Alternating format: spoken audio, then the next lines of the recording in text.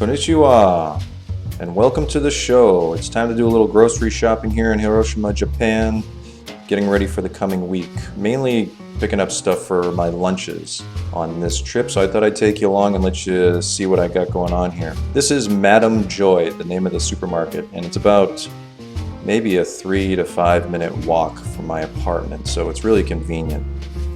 And it's a pretty good size place with a pretty good selection of stuff. There's also a pharmacy in here. There's a food court on the other side, actually where I started and smiled at the camera. That's actually in the food court. You can get like ramen and ice cream and things like that there. But the first thing that I do when I come in is I get my filtered water. And they got a pretty good little thing going on here. That bottle in my hand, you actually have to buy from the supermarket. It costs 500 yen, and once you pay for it, you can use it as many times as you like. So over time, it really adds up because a bottle of water that size costs about $1 here, which actually is not too bad in and of itself. But over the course of 6 months, you know, you're going to be spending a lot on bottled water. So this really comes out and works out well. So the first thing you do is you get a rinse it out, and then you press the button and then the little sign tells you to wait. And when it's ready, you just pop the bottle in there and it starts filling it up. And it also cleans out the cap. Apparently that's what I put in the little shelf up top. So there it is. I got my bottled water, and actually what I do is I do have another bottle at home, not one of these, but just another bottle. And I go home and I pour it in that one, then I come back, since it's so close, and I fill it up again, so that I have a good amount of water.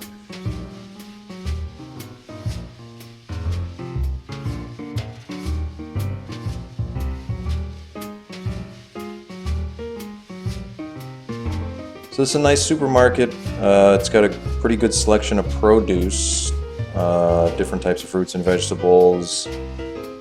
It is similar to my experience in Korea in that some of the items in here are going to be a bit more expensive than what you're accustomed to. A perfect example of it is this apple. It's 398 yen, which is about, say, $3.50. So $3.50 for that one apple. That's a lot, I think, for an apple, even though it's a pretty big apple. And it's probably really delicious and everything. Things are pretty reasonable in Hiroshima. I think in Tokyo or something like that, it would probably be even more expensive. Also, oranges are not cheap. Depending on the type, they generally range from about $1 to $1.50 per orange. Lots of different types of mushrooms here. You've got these that look like your normal mushrooms that you might be accustomed to. Here's another one, and they also have like the long stringy ones, and I'm sorry I don't know the actual name, but they're also common in some of the dishes in Korea. Got my bean sprouts for my ramen, and wouldn't you know, check out this shelf right here. This whole pink shelf is dedicated to kimchi. There you have it. So if I'm ever really missing Korea sometime, I can just jump in here and pick up some kimchi and stink up my apartment. Kimchi has a pretty pungent odor. If you're Korean, you can relate to that. Japan, as you should know, loves sea life. And so even at this supermarket, you have many different types of fish, sea life, shellfish, a lot of eggs, caviar, I guess would be a more common name for us. There's some right there.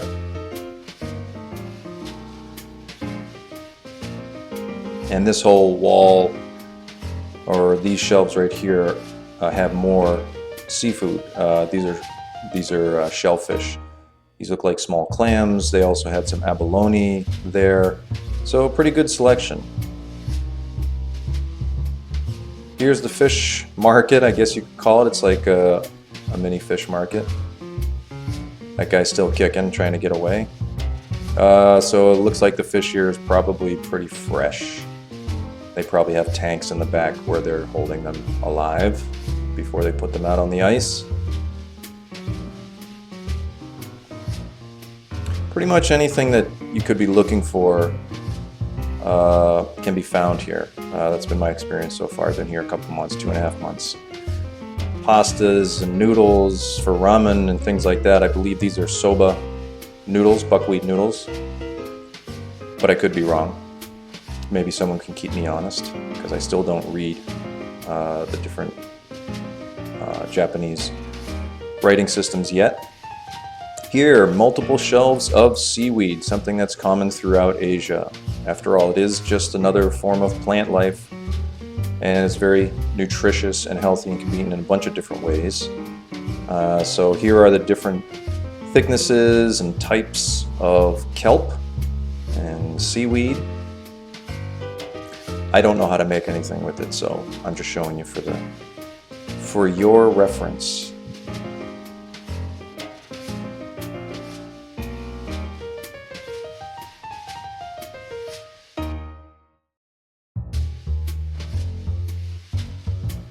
Obviously, you're going to be able to find the batter mix for tempura,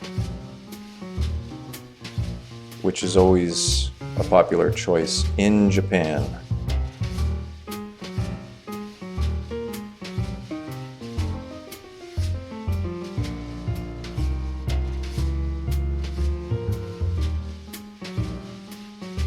Again, you get all the selection of juices and everything that you can imagine. Sodas and stuff like that I'll show you in a little bit. But as you can see, this is a pretty good sized supermarket. I don't remember having one quite this extensive in my neighborhood back in Busan. And here I am picking up some tuna fish, shaking it to make sure that it's water and not oil. Tuna fish. Basically, my lunches consist of like tuna or chicken sandwiches, usually about 2 of them, or if not, just one, and then 1 peanut butter and jelly sandwich for later in the day. Bag of chips and a soda or something like that. Pretty standard type of lunch. For dinner, I usually have the fish and broccoli that I pick up at Costco. And here's something interesting I haven't seen before. This is coconut water with chia seeds in it. Interesting. I don't know what that is, but I thought I'd share it with you. I don't know what it would taste like, so I'm going to have to ask around. Maybe I'll give it a try someday and record it for you. Just let you see my expression. Here's the beef, meat, poultry section. Different types of cuts, different leanness. Some of them are highly marbled with fat, so they're probably really delicious when you cook them up.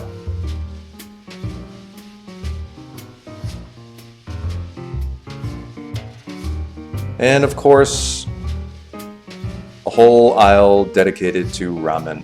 The quick instant type here on the left and on the right are the ones that you kind of cook up in a pot, put the water in. The ramen in Japan is different than the types that are in Korea. Korean food is much more spicy than Japanese food. So you're going to have the melt your tongue off type in Korea as opposed to here. They're much more mild. Chip section, I get these Doritos because it's been years since I've had just regular standard straight up Doritos with the normal cheese sauce. In Korea they were like kind of a sweet tang to them, I guess, or however you would say it. Not just the straight up salty, cheesy flavor that Doritos have. So I really kind of miss that. So I pick these up when I can. They're only 100 yen per bag, which is about 86 or 87 cents. These are all the rice snacks that I grew up with, eating at times. Whenever we would go on vacation somewhere, we would drive because my parents were cheap, and we would bring all these different types of crunchy rice snacks. And here they are in Japan. And they have a whole aisle dedicated to different types of snacks like that. and they're 100 yen even. And again, you know, that's about 87, 86 cents.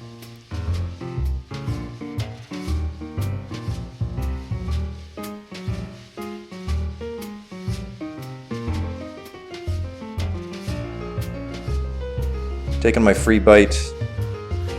Here's the ice cream freezer rack. Tons and tons of ice cream. Many snacks here. This is not a good place to be if you haven't eaten prior to entering this facility. One unique feature of shopping in Japan is they have hard liquor in most places. All supermarkets have hard liquor. You go into a pharmacy, like a Walgreens type of store, and you'll have hard liquor and walls of wine and different types of beer and everything. So that was kind of interesting for me. But here we have some of the hard stuff, whiskeys, look like schnapps or something. I don't know what that was that I picked up. And then of course the whole biru section. Biru, I can't even say it. Biru ippon kudasai. But these are cans of beer, and some of them are pretty good. I've had a few already of the Japanese. Kirin beer, Asahi obviously is Old Faithful, and some of the drinking snacks. But these are like smoked oysters, I believe they are, and those things are good, and they're great to eat if you are partaking of alcoholic beverages. Over to the peanut butter section here. I ran out of peanut butter, so I get Skippy, even though they have a few different brands. Again, some more booze, some sake, and probably some plum wine and things like that in that section. More booze on the right there. I'm going to turn this corner here on the left, and you're going to see a whole wine section there.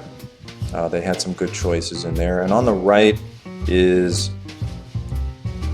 kind of like the dairy, part of the dairy section. Cheeses, cream, things like that. Again, these are very expensive comparatively. A little, like an elementary school lunch-size milk thing of cream for your coffee is about $4. I remember in Korea, there was a little canister of whipped cream like we would get in the supermarkets, and it was at a local grocery store 11,000 won. That's about $10. And so it's a similar experience here. I'm not sure exactly why that is. And here's some ready-made meals that look like potatoes au gratin, and you know, I saw some eggplant dishes in there. On the left are some ready-made pizzas. Here is on the other side of the dairy section where the yogurts are and whatnot. I'm going to pick up some of these yogurts here because they are delicious and nutritious, but more importantly, they're on sale. So I'm going to get 3 of them.